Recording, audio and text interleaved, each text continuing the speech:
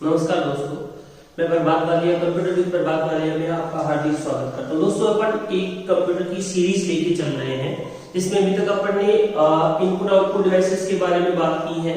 Memory का एक छोटा सा चैप्टर अपन ने स्टार्ट किया था।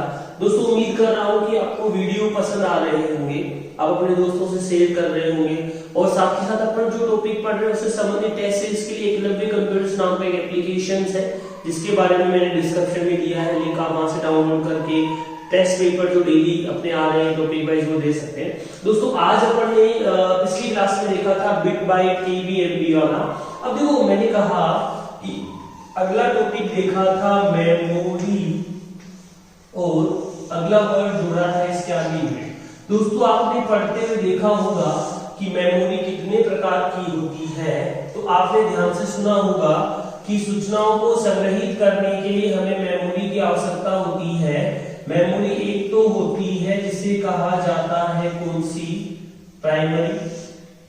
एक होती है जिसे कहा जाता है कौन सी मेमोरी कहा जाता है, सेकेंडरी मेमोरी।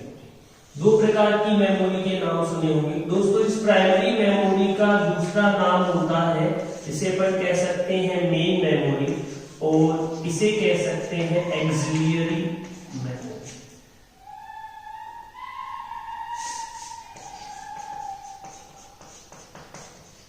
एक्सिलियरी मेमोरी तो इसे बोलते हैं प्राइमरी मेमोरी और इसे बोलते हैं एक्सिलियरी मेमोरी या कह सकते हैं सेकेंडरी मेमोरी।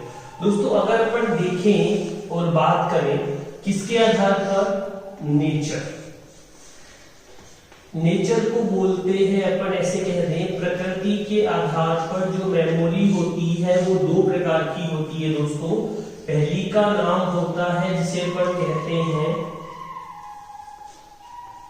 वोलेटाइल मेमोरी और दूसरी को कहते हैं अपन नॉन वोलेटाइल मेमोरी। दोस्तों, वोलेटाइल मेमोरी को हिंदी में बोलते हैं अस्थायी मेमोरी। अस्थायी का मतलब होता है सूचनाएं केवल जब तक स्टोर रहती है जब तक पावर ऑन रहता है। साथ ही जैसे ही पावर ऑफ करते हैं तो इस अस्थायी मेमोरी में रखी हुई सूचनाएं क्या हो जाती है, हट जाती है। दोस्तों, स्थायी मेमोरी को बोलते हैं परमानेंट या नॉन वोलेटाइल, इसे कहते हैं स्थायी।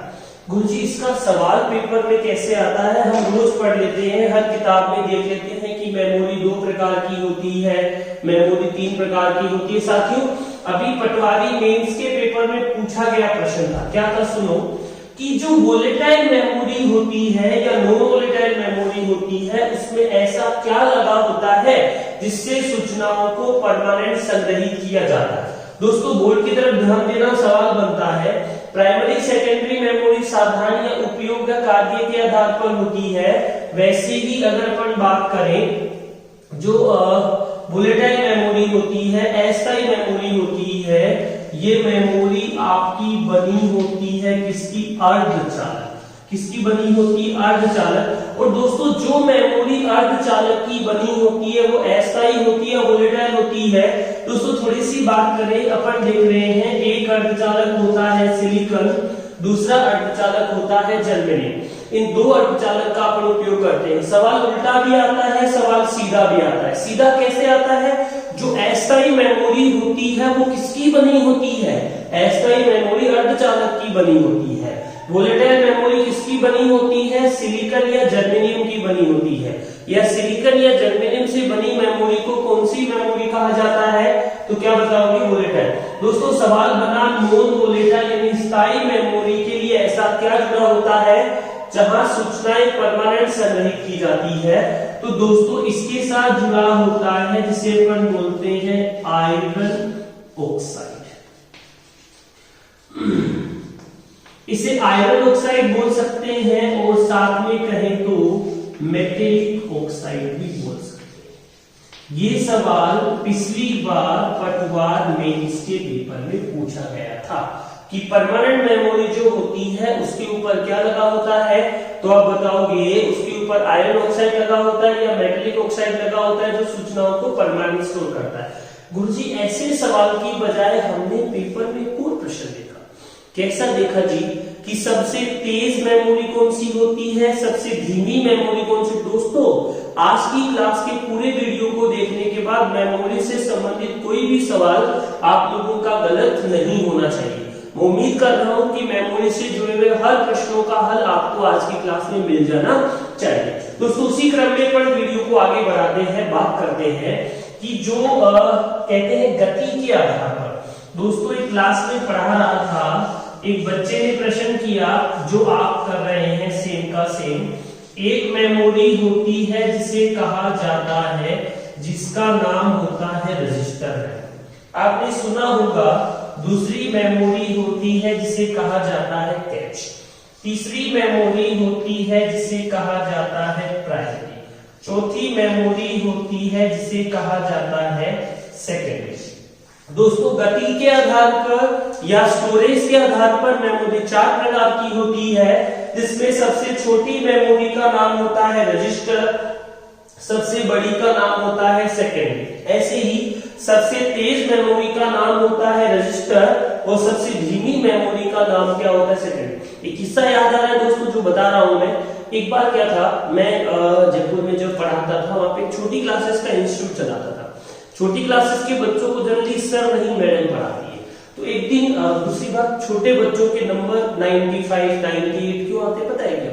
कि स्कूल का टीचर बच्चों को पहले ही बता देता है ये प्रश्न तुम्हारे पेपर में आने वाले, बच्चे घर से पढ़ लेते हैं, पास हो जाते हैं 99, 98, A++ ग्रेड लेकर आते हैं। तो क्या प्रश्न पूछा था, उसे 4 विलोम शब्द दिया, पर्यायवाची शब्द दिया, जो भी उन्होंने याद करवाए, और बच्चे को कहा कि बेटा राजा आ जाए तो तू कर देना रानी, दिन आ जाए तू कर देना रात, अगर आ जाए अमीर तो तू कर देना गरीब। बच्चे को मैडम ने अच्छे से सिखा दिया। उस दिन मैं भी सुन रहा था क्लास में बैठकर। अगले दिन जब पेपर लिया उस स्टूडेंट का, तो सवाल क्या दिया कि रानी का विलोम शब्द क्या होता है, दिन का क्या होता है और गरीब का क्या होता है। दोस्तों बच्चा उसमें से एक ही कर पाया, क्योंकि कौन से वाला पता था उसे, दिन का क्या होता है रात, उसे रानी का राजा नहीं पता था और गरीब का अमीर नहीं पता था। दोस्तों क्लास में जो टीचर पढ़ाता है, अगर तरीके से वो बताए कि राजा का आए तो बेटा रानी करना है, रानी आ जाए तो राजा करना है, दिन आ जाए तो रात करना है और रात आ जाए तो दिन करना है। दोस्तों उसी कड़ी में जो प्रश्न बन रहा है, आपने किसी किताब में प्रश्न देखा होगा, पढ़ा होगा कि सबसे तेज मेमोरी कौन सी होती, देखा होगा रजिस्टर है। लेकिन दोस्तों आज एक अच्छे से बात कर रहा था, ये कंसेप्ट यहाँ पर क्लियर हो जाना चाहिए कि रजिस्टर सबसे तेज मेमोरी होती है और सबसे छोटी मेमोरी कौन सी होती है, सेकेंडरी। सेकेंडरी सबसे छोटी मेमोरी, प्राइमरी उससे बड़ी, सेकेंडरी सबसे तेज धीमी मेमोरी, प्राइमरी उससे तेज, कैश उससे तेज, रजिस्टर सबसे तेज मेमोरी होती है। दोस्तों जो बात करते हैं नीचे से ऊपर की ओर चलेंगे तो हमेशा गति क्या होती जाएगी, बढ़ती जाएगी। ऊपर से नीचे की ओर आएंगे वैसे वैसे क्या बढ़ता जाएगा पता है क्या, स्टोरेज। सबसे तेज मेमोरी कौन सा, रजिस्टर। सबसे धीमी मेमोरी कौन सा, सेकेंडरी। दोस्तों कई बार पेपर में सवाल आता है कि गति के अनुसार मेमोरी को बढ़ते हुए क्रम में बताना है या घटते हुए क्रम में बताना है। तो बढ़ते हुए क्रम में पहले सेकेंडरी, प्राइमरी, कैश, रजिस्टर। अगर बात करें सबसे छोटी मेमोरी की, तो सबसे छोटी कौन सी होती है, रजिस्टर। सबसे बड़ी कौन सी, सेकेंडरी। सबसे धीमी की बात करें तो कौन सी, सेकेंडरी। और सबसे तेज कौन सी, रजिस्टर। दोस्तों यहां से मेमोरी से संबंधित जो भी सवाल आएगा आप उसे ठीक कर देंगे। अब अपन इन मेमोरी को 1 बाय 1 पढ़ते हैं। सबसे पहले कौन से के बारे में बात करेंगे, रजिस्टर, फिर कौन सी कैश, फिर कौन सी प्राइमरी, फिर कौन सी सेकेंडरी मेमोरी के बारे में बात करेंगे। दोस्तों सबसे पहले बात करते हैं अपन सबसे पहली मेमोरी जिसके बारे में मैंने नाम लिखा है बोर्ड पर, क्या नाम लिखा है, रजिस्टर। दोस्तों रजिस्टर के बारे में कई बार मुझसे प्रश्न पूछ लेते हैं कि रजिस्टर क्या होता है, कैसे काम करता है। दोस्तों जितनी बिट का माइक्रो प्रोसेसर अपन इस्तेमाल करते हैं लगभग उतनी ही बिट का अपन क्या इस्तेमाल करते हैं, रजिस्टर। अभी थोड़ी देर पहले अपन ने बताया था जो रजिस्टर होता है वो क्या होता है, सबसे आपको कहें तो कौन सी मेमोरी होता है, तेज होता है, और साथ में क्या होता है, सबसे छोटी मेमोरी भी होता है। सबसे छोटी और सबसे तेज मेमोरी का ही नाम क्या होता है दोस्तों? रजिस्टर होता है। दूसरी भाषा में बात करें, रजिस्टर जो होते हैं 4 बिट के होते हैं, 8 बिट के होते हैं, 16 बिट के होते हैं, 32, 64, 128 अलग अलग ऐसे किसके होते हैं? बिट के होते हैं। मैं कुछ रजिस्टर के नाम लिख रहा हूं। सबसे पहले का नाम है MER, मेमोरी एड्रेस रजिस्टर। दूसरा है MBR, मेमोरी बफर रजिस्टर। तीसरा है जिसे बोलते हैं प्रोग्राम काउंटर। चौथा है जिसे बोलते हैं अपन इनपुट, और अगला वर्ड जुड़ जाता है आउटपुट रजिस्टर। दोस्तों इस रजिस्टर का दूसरा नाम होता है मेमोरी बफर रजिस्टर का MBR, इसे बोल सकते हैं मेमोरी डेटा रजिस्टर। पिछली बार पटवार मेंस के पेपर में इसका प्रश्न पूछा गया था। जो वर्तमान में चल रही है प्रोसेस, वर्तमान प्रोसेस का पता जिसके पास स्टोर रहता है, एड्रेस जिसके पास रहता है, उसे कहा जाता है मेमोरी एड्रेस रजिस्टर। ये लिखा है मेमोरी बफर, मेमोरी बफर, या मैं बोल दूं डेटा रजिस्टर। दोस्तों रजिस्टर क्या है सुनो। जो प्रोग्राम परमानेंट स्टोर होता है वो सेकेंडरी मेमोरी में होता है, याद रखना इस बात को। परमानेंट इंफॉर्मेशन सेकेंडरी मेमोरी में स्टोर होती है। जब भी किसी इंफॉर्मेशन को रन करना होता है तो वो सेकेंडरी मेमोरी से प्राइमरी मेमोरी में लोड होती है। फिर प्रोसेस करने के लिए वो इंफॉर्मेशन प्रोसेसर के पास चली जाती है जहां पर रजिस्टर लगे होते हैं। तो प्रोसेसर के पास जब इंफॉर्मेशन जाती है तो वो इंफॉर्मेशन क्या करती है, पूरी की पूरी एक साथ प्रोसेस में होती है, अलग अलग चरण में होती है। उदाहरण देकर बताता हूं दोस्तों। जैसे अपन एक डॉक्टर का केबिन देखते हैं। केबिन का सीन क्या होता है, डॉक्टर के केबिन के अंदर 2 पेशेंट रह जाते हैं। उसके केबिन के बाहर लाइन लगी होती है, बाहर भी बैठने वालों की जगह होती है और रोड पर भी बैठने वालों की जगह होती है। दोस्तों जिनका नंबर आने ही वाला है वो गेट के बाहर 4 या 5 जने लाइन बना के खड़े हो जाते हैं। जो एंट्री कर गए अंदर, उसमें एक पेशेंट को देख रहा है डॉक्टर, दूसरा पेशेंट वहां खड़ा रहता है या बिल्कुल गेट के क्लोज में खड़ा रहता है। और बाकी कुछ पेशेंट जो भी नंबर लगाए, मान लो 1 नंबर चल रहा है, उनका 700 नंबर है या 50 नंबर है, तो वो बाहर घूम रहे थे, कैंपस में नहीं रहते। दोस्तों वही बात मैं कर रहा हूं। तो ये रजिस्टर्स क्या करते हैं, उन सारी प्रोसेस का एड्रेस या प्रोसेस को लेकर जा रहे हैं जो करंट में प्रोसेसर क्या कर रहा होता है, प्रोसेस कर रहा होता है। तो इतनी छोटी इकाई में लेकर जाते हैं, लगभग जितनी बिट का प्रोसेसर है उतनी बिट में ये डेटा को कैरी करते हैं। MAR वर्तमान में जो प्रोसेस हो रही है उसका एड्रेस रखता है, पूरा नाम होता है मेमोरी एड्रेस रजिस्टर। क्या होता है, मेमोरी एड्रेस रजिस्टर। MBR मतलब होता है मेमोरी बफर रजिस्टर या मेमोरी डेटा रजिस्टर। जो वर्तमान में प्रोसेस जा रही है उसका डेटा इसके पास रहता है। ये पटवार मेंस में पूछा गया प्रश्न था। दोस्तों PC का मतलब होता है प्रोग्राम, और अगला वर्ड होता है काउंटर। दोस्तों प्रोग्राम काउंटर भी एक प्रकार का रजिस्टर होता है। जो अगली प्रोसेस एग्जीक्यूट होने वाली है उसका एड्रेस जो है इसके पास रहता है। कई बार पेपर में पूछ लेते हैं ऐसा कौन सा रजिस्टर होता है जो अगली प्रोसेस के पते को स्टोर करता है, तो रजिस्टर को कहा जाता है program counter. Input output process को मैनेज करने के लिए जिस रजिस्टर का उपयोग किया जाता है उसे कहा जाता है इनपुट आउटपुट रजिस्टर। दोस्तों रजिस्टर से संबंधित कोई भी सवाल आपके दिमाग में आ रहा हो तो मुझसे पूछ सकते हैं, कमेंट बॉक्स में कमेंट डाल दीजिएगा। साथ में अपन बात कर रहे हैं रजिस्टर सबसे तेज सबसे छोटी मेमोरी होती है। एक और बात करूं मैं इसके बारे में, जो रजिस्टर होता है पता है किसका बना होता है, अर्धचालक। किसका बना होता है दोस्तों, जो अर्धचालक का बना होगा वो कैसे नेचर वाइज कैसा होगा, ऐसा ही होगा। और पता है किसका बना होता है, GEOSI।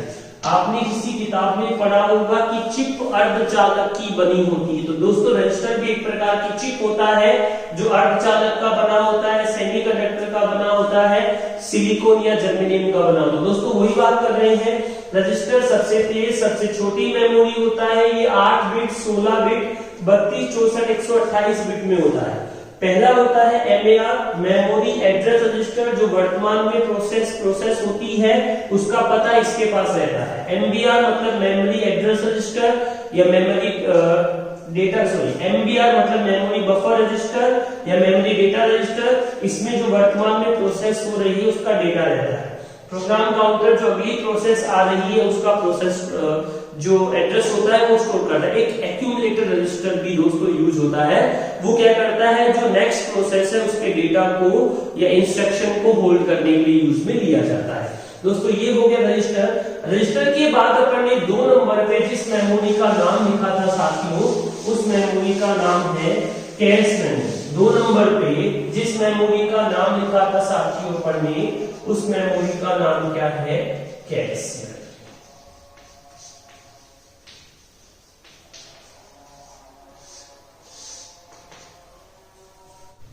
बात कर रहे हैं यहाँ पर दोस्तों कैश मेमोरी की। कौन सी मेमोरी की बात कर रहे हैं, कैश की। दोस्तों कैश मेमोरी से संबंधित प्रश्न लगभग हर पेपर में पूछा जाता है। ग्राम सेवक के पेपर में एक प्रश्न पूछा गया था, इससे पहले पटवारी के पेपर में। दोस्तों राजस्थान में कंप्यूटर का जो आधार है वो RSCID का ही पेपर है। अपन 1-2 वीडियो बाद में RSCID के जितने भी पेपर हुए होंगे ईयर बाय ईयर अपन उसे सोल्व किया करेंगे। दोस्तों एक बार बोर्ड की तरफ देखो, कौन सी मेमोरी के बारे में बात कर रहे हैं, कैश मेमोरी। कैश मेमोरी होती क्या है ये सुनो। कैश मेमोरी जो होती है आपकी बनी होती है किसकी बनी होगी, अर्धचालक। दोस्तों अर्धचालक की बनी होगी, वो कैसी होगी, अस्थायी मेमोरी होगी। बोर्ड पर देखना, फिर बात करते हैं। थोड़ी देर पहले अपन ने पढ़ा था कि जो सबसे तेज होती है वो रजिस्टर, उससे धीमी कैश, उससे धीमी प्राइमरी, और सबसे धीमी जो मेमोरी होती है उसे कहा जाता है सेकेंडरी मेमोरी। एक पेपर में सवाल पूछा गया कि कैश मेमोरी कौन सी मेमोरी के बीच लगी होती है, तो दोस्तों एक अपने पास यहाँ पर लगा होता है रजिस्टर, और यहाँ पर अपने पास मान लो रैम है या प्राइमरी मेमोरी है। इन दोनों के बीच में जो मेमोरी लगी होती है उस मेमोरी को कहा जाता है कैश मेमोरी। अच्छा, कैश मेमोरी का काम क्या होता है, क्योंकि प्राइमरी मेमोरी की गति कम होती है, रजिस्टर की गति काफी तेज होती है, तो दोनों की गति को मैनेज करने के लिए, नियंत्रित करने के लिए जिस मेमोरी का उपयोग किया जाता है उसे कैश मेमोरी कहा जाता है। दोस्तों एक छोटी सी बात कर रहा हूं जिसका प्रश्न पेपर में बहुत बार पूछा जाता है। मैं ये कह रहा हूं कि कोई भी प्रोग्राम जो होता है वो परमानेंट सेकेंडरी मेमोरी में सेव रहता है, और जब उसे रन करते हैं तो सेकेंडरी से रैम में लोड हो जाता है। दोस्तों अपने पास जो सूचनाएं रहती है वो पता है कौन सी मेमोरी में रहती है, रैम में। जब कंप्यूटर एग्जीक्यूट करता है, जब भी रैम को सूचनाओं की आवश्यकता होती है तो भागकर चली जाती है कौन सी मेमोरी के पास, सेकेंडरी मेमोरी के पास। यहाँ पर एक और मेमोरी लगी होती है दोस्तों जिसे कहा जाता है कैश मेमोरी। कौन सी मेमोरी कहा जाता है, कैश। अब काम क्या है सुनो दोस्तों, छोटा सा प्रश्न पूछ रहा हूं मैं, आप मुझे उसका जवाब देना। जितने लोग मेरा वीडियो देख रहे हैं उसमें अगर कोई जयपुर का रहने वाला या जयपुर की रहने वाली है तो 1 मिनट के लिए अपने दिमाग में सोचना, क्या कभी आज तक आपने किसी टीचर को घर पर खाने के लिए बुलाया है क्या? हाँ गुरुजी बुलाया है, घर पर ना गुरुजी, गार्डन में बुलाया है, गार्डन नहीं घर पे। चलो जितने अगर 100, 200, 500, 1000 लोग वीडियो देख रहे हैं उसमें 2 या 3 विद्यार्थी ऐसे होंगे जिसने ऐसा किया है, बाकी जयपुर के लोग बुलाते ही नहीं। एक और प्रैक्टिकल बात बताता हूँ, मुझे किसी ने इनवाइट किया कि गुरुजी हमारे घर पे आप खाने के लिए आ जाओ, तो मैंने सोचा चलो ठीक है, इनवाइट किया तो चलना चाहिए, तो मैं वहां गया। मुझे उनका घर पहले से पता था, 2 मंजिल का मकान था, 10-15 कमरे थे घर में।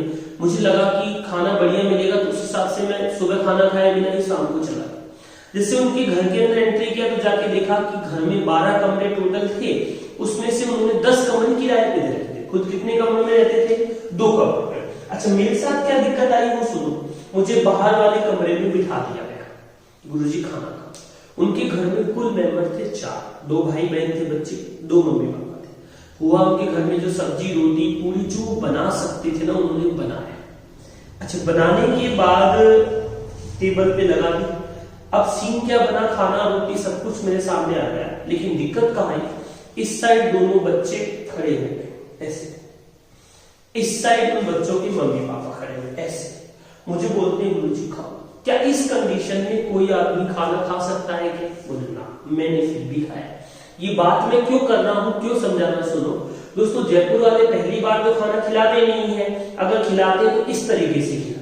लेकिन प्रैक्टिकल कहते हैं अपने घर में कोई गेस्ट आता है, अपन सारी रोटियां उसके सामने रखकर ऐसे उसके साथ खड़े नहीं होते। गांव की बात कर रहा हूं दोस्तों, जब भी कोई गेस्ट आता है तो घर में चाचा पापा या ताऊ जी जो भी बड़े होते हैं उसके साथ बैठकर खाना खाते हैं। आपका और मेरा काम क्या होता है?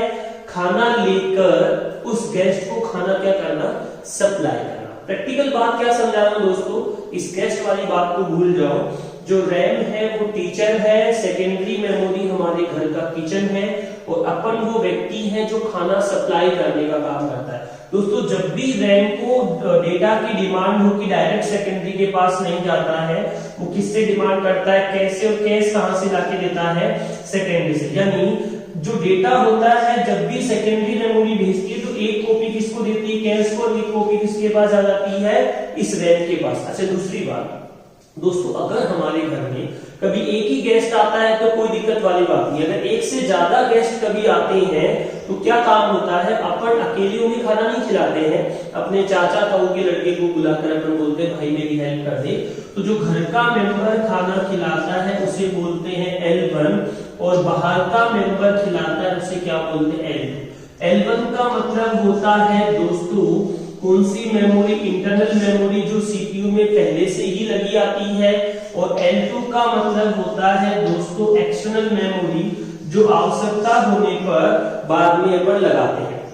एक और बात करता हूं दोस्तों, वास्तव में जब अपन खाना सप्लाई कर रहे होते हैं तो क्या बीच में टेस्ट करके देखते हैं क्या? नहीं। तो दोस्तों कैश मेमोरी सेकेंडरी से जब डेटा सप्लाई करती है तो केवल और केवल इसके पास डेटा का रेफरेंस रहता है, इसलिए कैश मेमोरी को लोकेलिटी ऑफ रेफरेंस के सिद्धांत पर काम करना होता है। कई पेपर में पूछा जाता है कैश मेमोरी कौन से सिद्धांत पर काम करती है, तो cache memory locality of reference के सिद्धांत पर कार्य करती है। दोस्तों कैश मेमोरी का दूसरा नाम होता है जिसे अपन कहते हैं बफर मेमोरी। एक और बात बताता हूं, वर्तमान में जो काम आ रहा है वो सारा का सारा डेटा कौन सी मेमोरी के लिए पास रहता है, कैश मेमोरी के पास, इसलिए कैश मेमोरी को तात्कालिक मेमोरी या इमीडिएट मेमोरी भी कहा जाता है।